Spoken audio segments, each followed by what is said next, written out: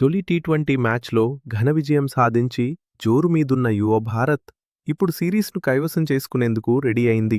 Harare వేదికగానే జరగబోయే ఈ రెండో టీ20 పోర్లో టీమిండియా సిరీస్ గెలుస్తుందా లేక జింబాబ్వే కంబ్యాక్ ఇస్తుందా?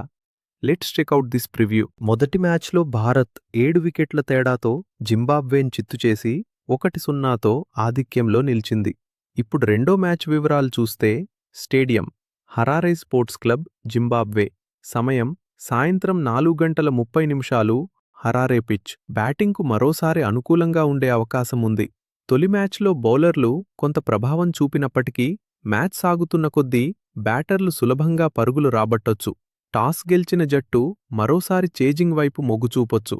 టీమిండియాలో యువ సంచలనం వైభవ్ సూర్యవంశీ.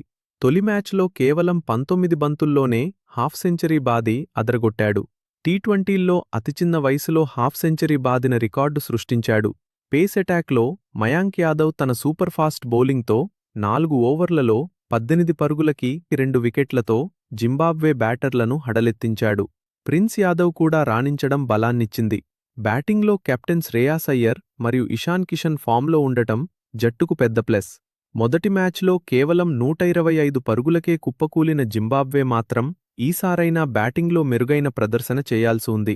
కెప్టెన్ సికందర్ రజా, విస్లీ మధవరే మరియు రెయిన్ బర్లు నిలబడితేనే భారత్ బౌలింగ్ను ఎదుర్కొనే అవకాశం ఉంటుంది.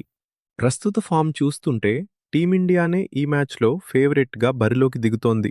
ఈ మ్యాచ్ గెలిచి యంగ్ ఇండియా సిరీస్ను కైవసం చేసుకుంటుందా లేదా జింబాబ్వే ఏమైనా సంచలనం సృష్టిస్తుందా చూడాలి. మరి ఈ మ్యాచ్లో ఎవరు గెలుస్తారని మీరు భావిస్తున్నారు? మీ అభిప్రాయాన్ని కింద కామెంట్ చేయండి.